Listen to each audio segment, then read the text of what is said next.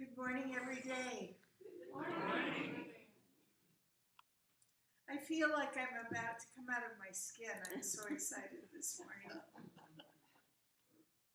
I brought this with me this morning because I was very excited to be for us to be taking a look at what scientific prayer does and all of that and then some faces that I hadn't seen in a very long time walked in the door this morning, and that was, already like the frosting on the cake, and then new faces walked in the door today, and that was like the topping on the frosting on the cake, and so I'm just a little beside myself. And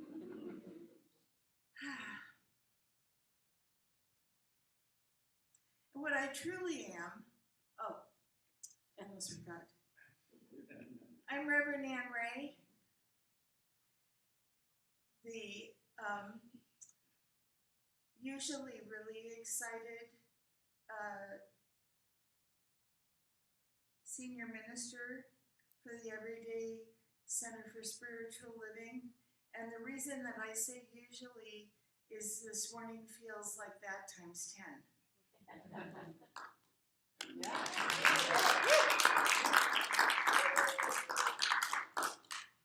And what I really am that pertains directly to the talk today is grateful. Grateful, grateful, truly grateful.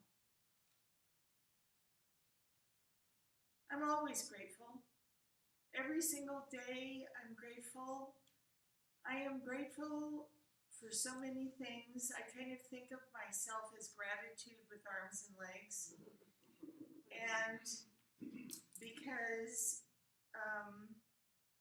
it just is impossible for me to walk through the world or walk through my world, our sanctuary, without gratitude. It's just not possible. But I know that isn't the case for everybody. And boy, do I wish I had a magic wand. If I ever wished I had a magic wand for anything, it would be for that.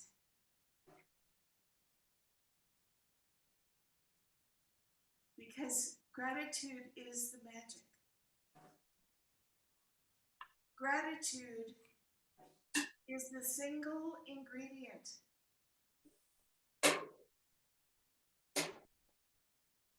of demonstration. Exactly, Misty.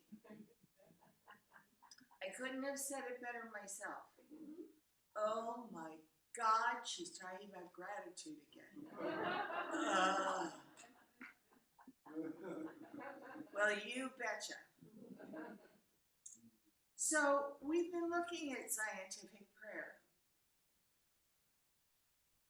which is, some of us in this room are familiar with something called spiritual mind treatment. And lots of us are familiar with various kinds of prayer. From the time we were little kids, a dear friend of mine and I were sharing stories about that the other day and remembering when we were taught to pray, and if I die before I wake. Wow.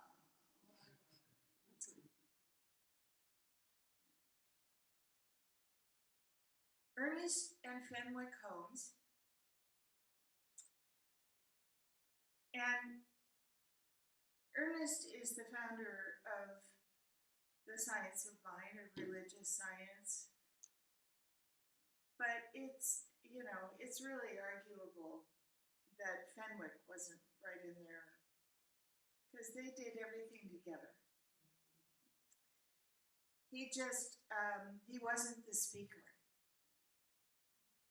He was a beautiful writer and a beautiful thinker, but he wasn't the speaker. He didn't have earnest sense of humor and charm and courage to get up in rooms filled with thousands of people and tell them how to change their lives by changing their minds.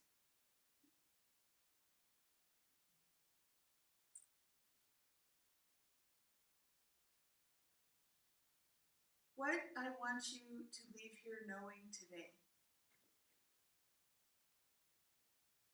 because we've talked about what scientific prayer is, which is the same thing as spiritual mind treatment, but we're talking about it from a scientific perspective, because that's where Ernest and Fenwick began. They began with treatment centers, not spiritual mind treatment centers. They weren't that. They were more conventional. They were more like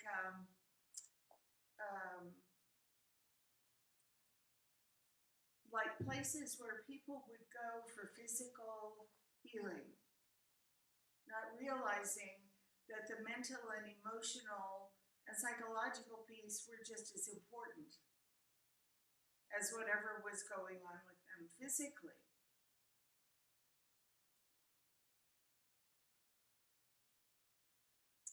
And Ernest came up with a formula that was duplicatable. And that was, and it's the same scientific approach that they used in the early 1900s. It was duplicatable. It began with recognizing that there is one life,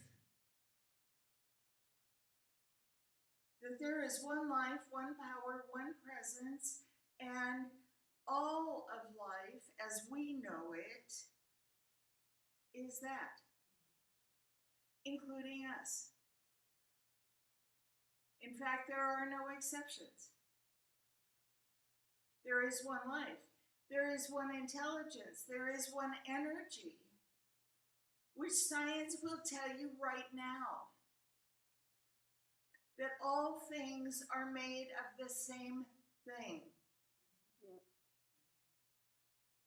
So what I'm asking you to do is find a way of working with this tool that's comfy. Because not all of us can go through the steps that Ernest gave us that start by recognizing that there is one life and we are that. Not all of us are comfy with that, but we can recognize that there's one energy. And everything is that. We can recognize that there are lots of mediums that things appear in, shapes that things take, outfits that they wear, but at their grassroots, they're all the same, and every single one starts with an idea. Yep. Now that would make this sound like a mental process. And I'm going to confuse the bejeebers out of you by telling you it isn't. It isn't a mental process. But sometimes that's the only way we can get there, isn't it? Yep. Because a lot of us are very attached to what we call rational thinking. Notice I said what we call rational thinking. What rational thinking really is justified thinking. But I'll tell you what, it works if that's our comfort zone. Because where Ernest began was with deduction. If this is true, if there is only one life, then it must be my life.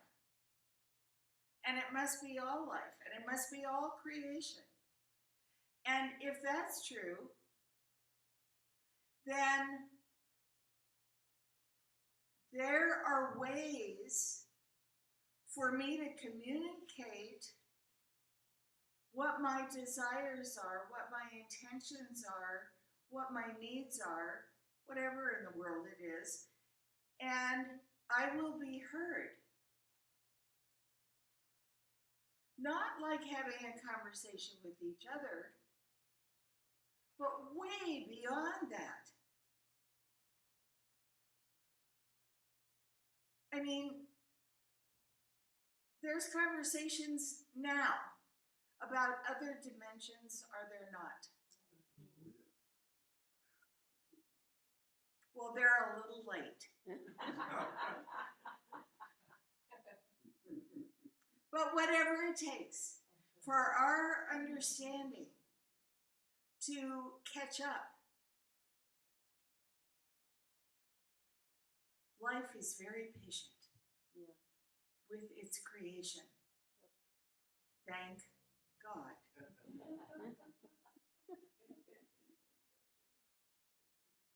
So let's get back to the formula. So I'm remembering, and this is often when I'm praying with someone else, this is often how I will say it. I am remembering that there's one life.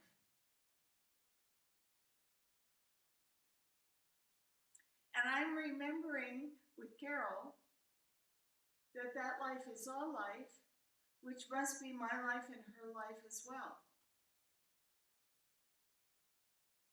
And so we can remember together that everything is provided by this life in support of itself.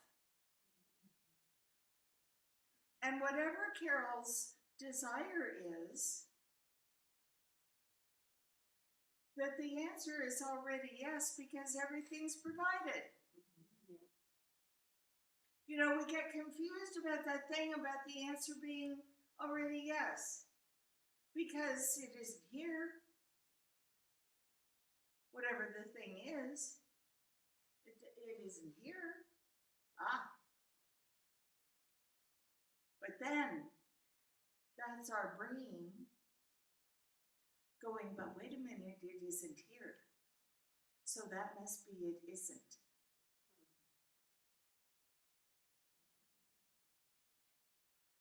Where was anything before it was here?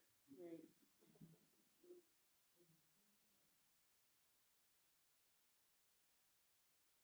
Really?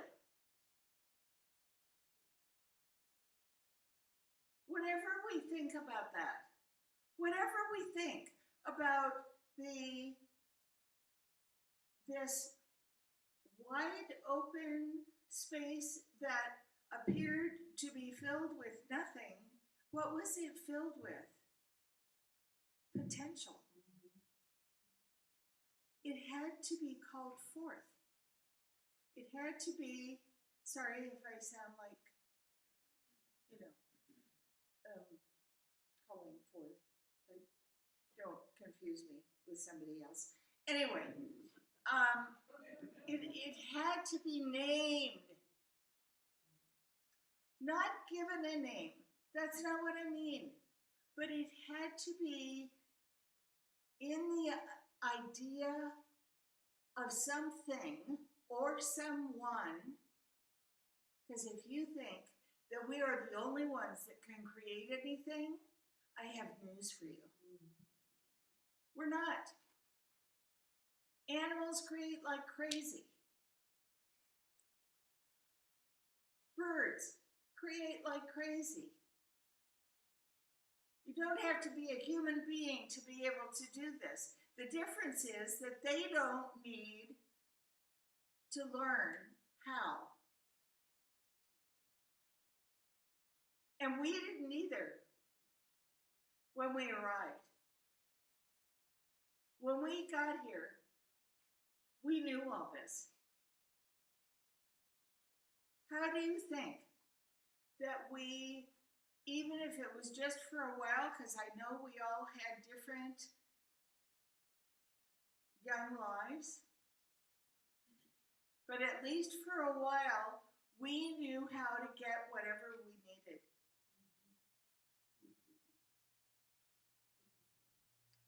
And we didn't have language for it, and we didn't have anybody teach us, and we didn't have anybody give us a degree, and we didn't have to learn any rules.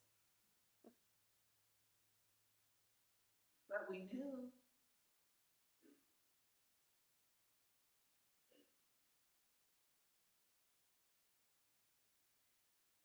So back to gratitude.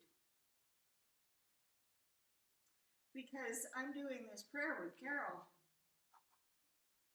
And as I do this prayer with Carol and I name the thing that she has asked me to do prayer for her, with her, remembering with her that she already is the creator of this thing, the co-creator with all that is, I have to say thank you. You know, there's a quote that is one of my favorites, and that is, if the only prayer you ever say is thank you, it's enough. Now, why would that be true? And why would I say that gratitude is the magic wand? Because when we are truly feeling gratitude, when we are deeply feeling gratitude, when our hearts are open with gratitude, we are receptive in a completely different way than we are otherwise. Because we're not paying attention, we're not so concerned, we're not gathering all the evidence of what's missing. Right. Amen. We're gathering all the evidence for what's here. Now, might there still be things missing? Yes. Well, then I would say, thank you, Denise. Then I would say, even if it was the only prayer I had time to say in the moment, I would say, I am so grateful to know that whatever it is that appears missing in my life is on its way to me, just like I'm on my way to it. Because that's how it works. It's magnetic, like any other field. It isn't that we just stand here and wait until it shows up, because that could take a really long time. First, we have to be found by the thing. Then it has to figure out how to get to us. Because it could be right in front of us and we wouldn't see it. Because we're so busy looking at the space where it appears not to be.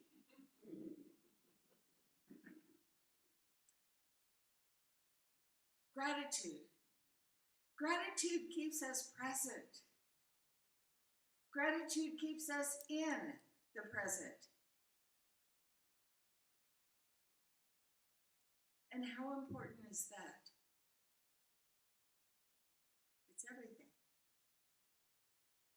be in the present as much of the time as we can manage is everything.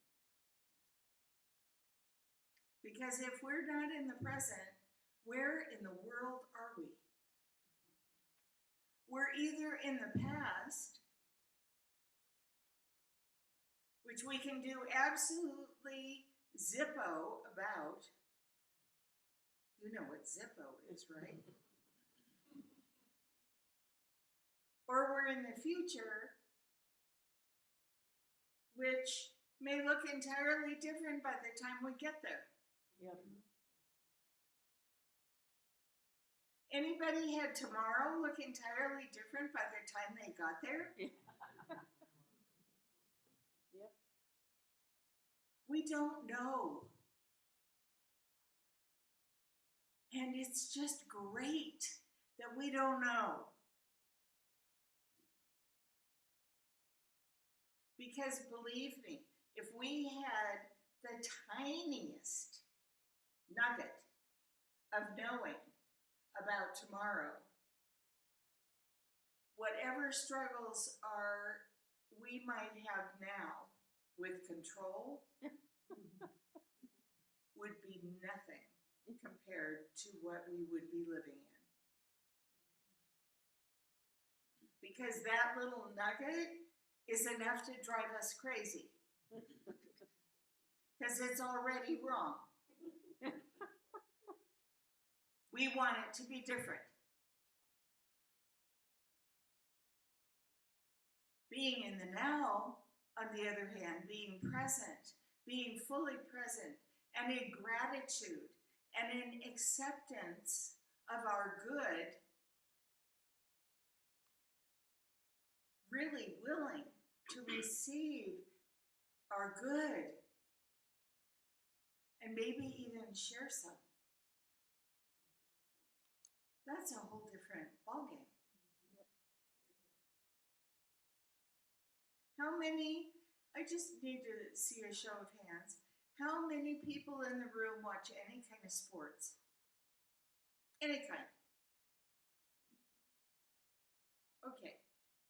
So the reason that I bring sports up is because they have to be watching the ball. I don't care what sport you talk about. If the player isn't watching the ball, something that isn't the intended outcome is going to be the outcome. And where does their mind have to be if they're keeping their eye on the ball? In the present. It can't be anywhere else. It can't be anywhere else. When we're driving on the freeway, and I know that none of us do this, but don't we observe other people? Which of course takes us out of the present. Just saying. Don't we observe other people whose minds are all over the place? It's obvious. They're on the phone. They're looking around. They're fishing for something that's over here, which is really bueno. They're all distracted.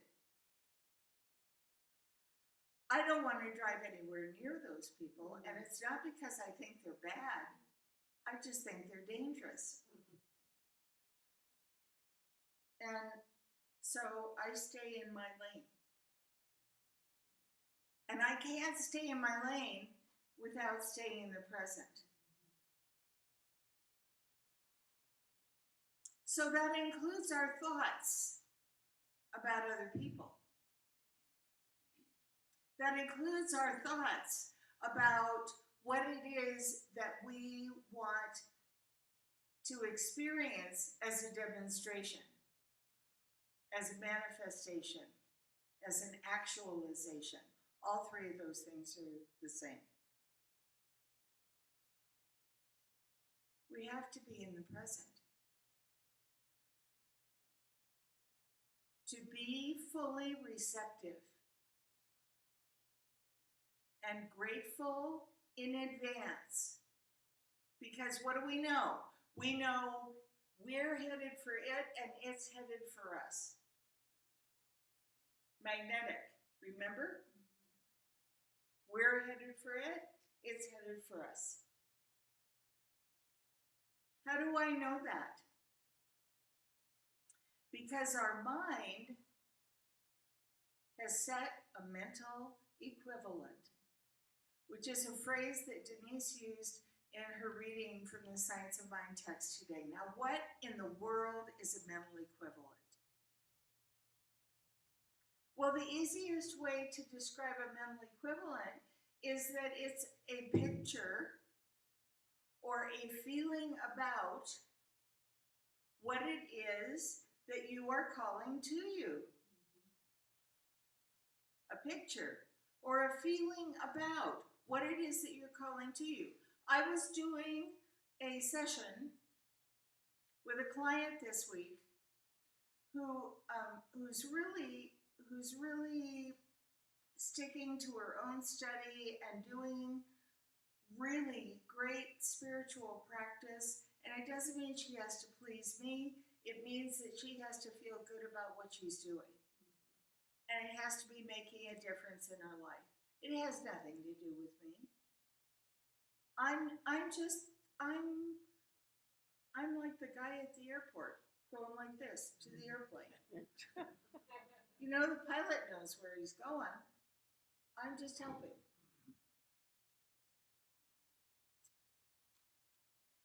And she has been doing her scientific prayer for a new job. And she asked me, she said, well, how do I do this and not be attached to it being this particular job? Great question. Because that's one of the things that is like a little speed bump for us sometimes. It has to be this person or this job or this outcome, which of course eliminates all others. Makes it a much bigger job for the universe. Because the universe is not accustomed to eliminating anything. It's pure potential. So I asked her, I said, well, when you get the job of your dreams, regardless of where it comes from, how do you expect to feel? She didn't hesitate. She said, elated. I said, there you go. That's your focus. Because that's what you really want. Is you want that feeling of elation because you already know what's behind it. You already know that the income is behind it and the insurance is behind it and every delicious thing you can imagine with this new job is behind it. You already know that. Attaching it to a specific company is like putting it in a box and saying, but it can only come this way.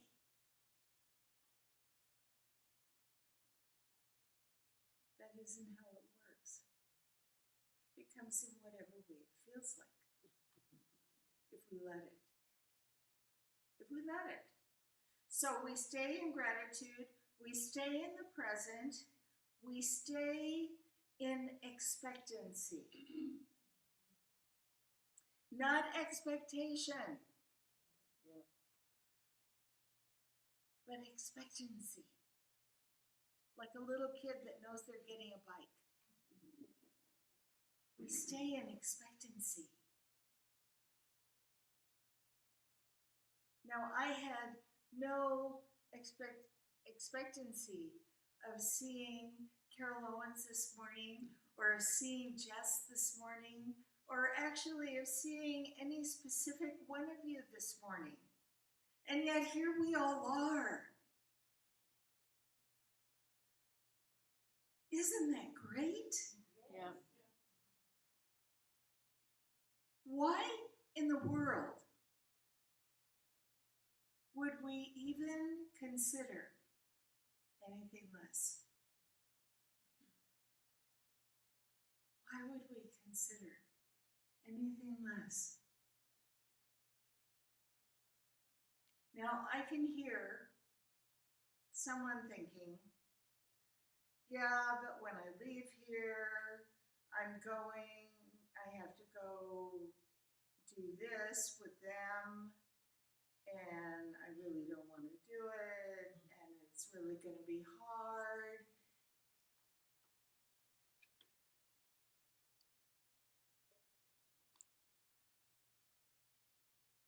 We have that as a choice.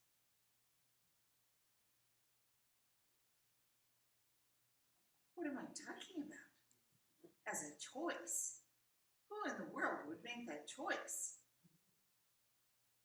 To go into something feeling that way? We would. And we get to have it however we choose. Isn't that great? Or not?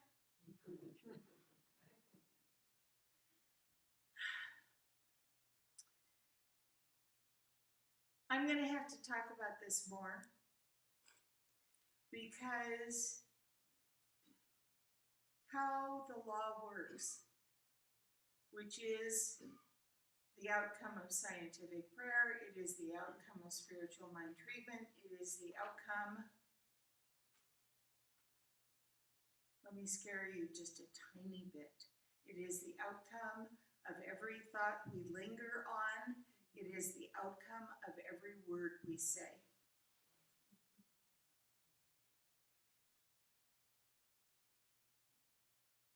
You think I'm kidding?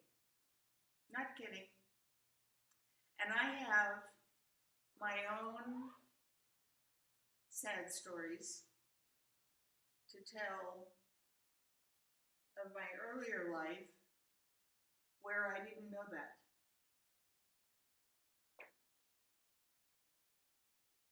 And it was all choice. But I didn't know. I didn't know. Ernest Holmes writes in The Science of Mind that ignorance is not an excuse. Well, it was for me. The thing is that once we know, we can't unknow. That's right, yes. And that is when ignorance is not an excuse. So, you have had a taste today of where we will go next week. And if I were you, I'd come back.